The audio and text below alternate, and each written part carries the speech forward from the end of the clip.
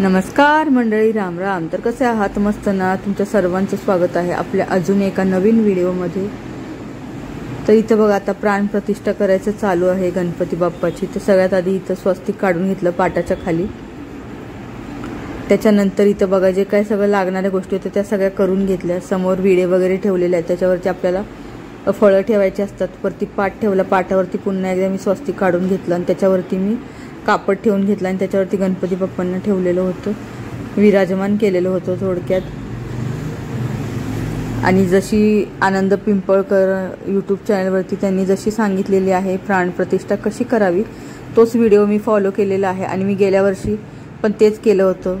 म्हणजे जसं आम्ही गणपती बाप्पा बसवायला सुरुवात केली त्या वर्षीपासून आम्ही तेच फॉलो करतो आणि तसंच बसवायचा प्रयत्न करत असते मी. तर त्याच पद्धतीने मी आजसुद्धा केलं होतं. तर हे सगळं झाल्याच्या नंतर बाप्पांना विराजमान केलं. नंतर ज्या छोट्या मूर्त्या आहेत आपल्याकडे, ज्या काही तांब्याच्या, पितळेच्या, चांदीच्या ज्या काही असतील, तर त्याची आपल्याला प्राणप्रतिष्ठा करायची असते. तर तांब्याचं तामण घेतलं होतं आणि त्याच्यामध्ये मग ही प्राणप्रतिष्ठा वगैरे केली. नंतर देवबाप्पाला हळदी कुंकू वगैरे वाहिलं, फुलं वाहिली, अक्षत वाहिलं. नंतर मी बाकीच्या सगळ्या गोष्टी झाल्याच्या नंतर मग मी जो फेटा आणला होता किंवा मुकुट म्हणू शकता तो लावून घेतला.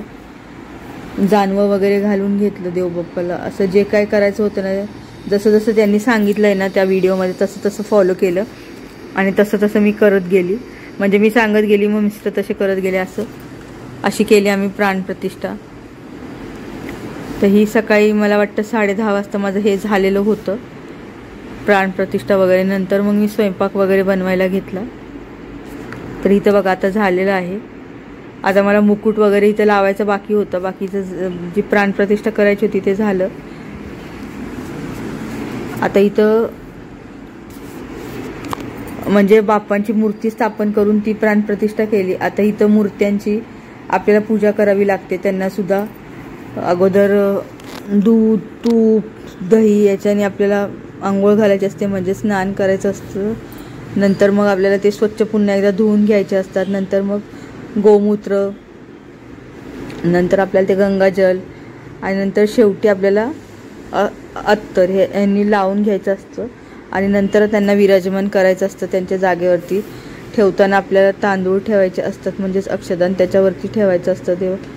देवाला सुरुवातीलाच आपल्याला दिव्यांची सुद्धा पूजा करायची असते. नंतर बाकीची सर्व पूजा करायला सुरुवात करायची असते.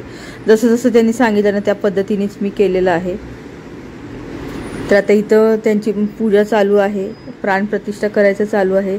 आमच्याकडे कसं एक चांदीची मूर्ती आहे आणि एक पितळेची आहे, त्याच्यामुळे दोन्ही मूर्त्या मी ठेवत असते समोर.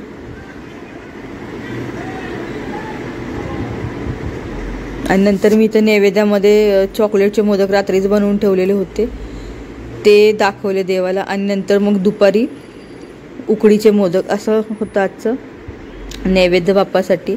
आणि बाकीचा स्वयंपाक होता तो वेगळाच होता. पण सुरुवातीला मोदकाचा नैवेद्य दाखवला, कारण ही प्राणप्रतिष्ठा झाली की आपल्याला नैवेद्य पण दाखवायचा असतो. त्याच्यामुळे नैवेद्य दाखवला, आरती केली. आणि नंतर मग मी उपवास वगैरे सोडून घेतला, कारण कालचा हरतालिकेचा उपवास होता माझा. प्राणप्रतिष्ठा केल्याच्या नंतर मी सोडला आणि नंतर मग स्वयंपाक वगैरे बनवला. आणि मग दुपारी आम्ही जेवलो. तर असं होतं, अशी केली आम्ही म्हणजे प्राणप्रतिष्ठा देवबाप्पांची. तर इथं बघा, आता मिस्टरांनी जानवं घालून घेतलं आणि आता मुकुट लावायचं चालू आहे, पण तो काय व्यवस्थित बसत नव्हता. शेवटी त्यांनी अथक प्रयत्न केल्याच्या नंतर तो मुकुट व्यवस्थित असा बसलेला आहे. कारण आमची जी मूर्ती होती ती छोटी होती आणि मुकुट जो होता ना तो थोडासा मोठ्या साईजमध्ये होता, त्याच्यामुळे ते जरा प्रॉब्लेम येत होता, बसत नव्हतं. शेवटी ते बसवलं बघ. आणि अगदी व्यवस्थित सुंदर अशी मूर्ती आपली दिसते.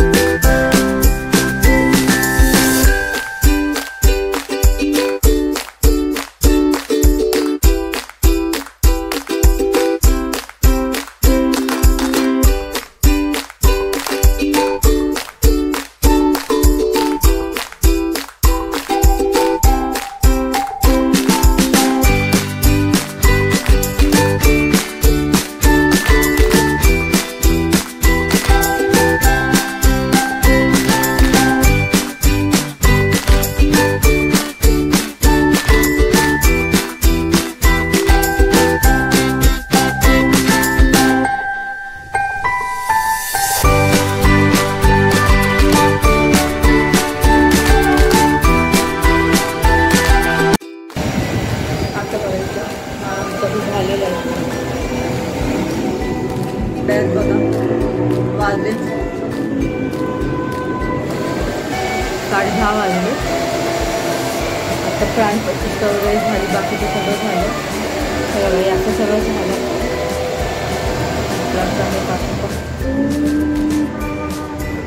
सगळं एक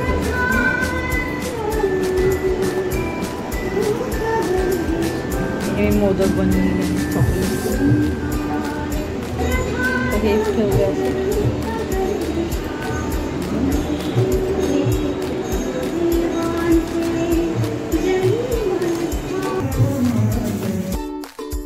आता मी आली तर किचनमध्ये बघू शकतो इथं भांडी किती आहे. ती भांडी सगळं कधी घासून घेतली.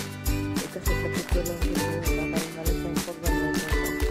कुकर जास्त कुकर लावून घेतला होता आणि वाल जे होते ते वाटण केलं होतं. ते तर तुम्हाला माहिती आहे. त्याची मला भाजी बनवून घ्यायची, पीठसुद्धा मळून घ्यायचं. ते सगळं भांडी वगैरे घासून घ्यायची. बाजूला पीठ मळते. कुकर झाला, डाळ सोडून तिथे भाजीसुद्धा मी ठेवलेलं आहे. नंतर पीठ मळून झालं. तिथे पोरं मोदक वगैरे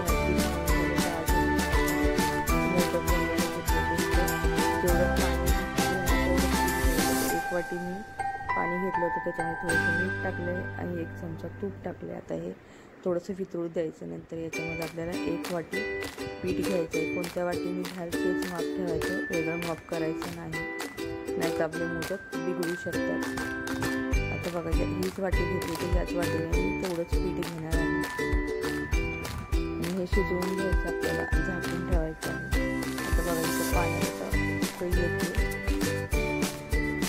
आता या स्टेज आपल्याला याचं पीठ टाकून घ्यायचं आणि मिक्स करून घ्यायचं. शिजवून घ्यायचं आहे. झाकण ठेवून वाफ काढायचं आहे. गॅस थोडंसं कमी ठेवायचं आहे, नाहीतर ते करपून जाऊ शकतं. त्याच्यामुळे ते लक्ष ठेवून आपल्याला करायचं. आणि याची आग केलं, याच्यामधलं पाणी पूर्ण कोरडं झालेलं आहे, तुम्ही बघू शकता. पण पीठ पूर्ण भिजलेलं आहे. एवढंच पाणी टाकायचं, याच्यापेक्षा जास्त पाणी टाकायचं नाही, नाहीतर ते पातळ होतात. मग नंतर पीठ जेव्हा आपण मळतो तेव्हा ते पातळ होत जातं. मग आपल्याला अजून पीठ टाकावं लागतं तेवढं.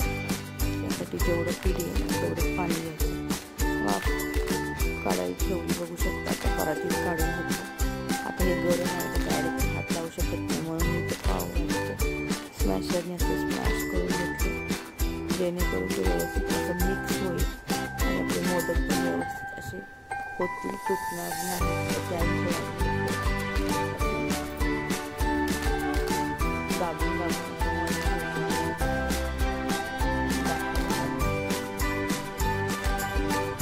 आणि इथं थोडं पाण्याचा हात लावला होता कारण हे थोडंसं कोरडं वाटत. जास्त काय नाही, पण थोडंसं आपल्याला किंचित 1 चमचाभर असं पाणी. बघू शकता आता पीठ कसं व्यवस्थित असं झालेलं आहे. नंतर हे बाजूला ठेवून द्यायचं. आणि तर सारणही रात्रीचं बनवून ठेवलेलं होतं. अशी छोटीशी वाटी बनवून घ्यायची, त्याच्यामध्ये आपल्याला सारण भरून घ्यायचं आणि असे छोटे असं दाबून घ्यायचे दाखवल्याप्रमाणे. बघू शकता आपला मस्त असं मोदक तयार झाला. याच पद्धतीने असे सर्व मोदक आपल्याला करून घ्यायचे. जवळ जी चाळणी ठेवली त्या चाळणीमध्ये वापरून घेणार आहे.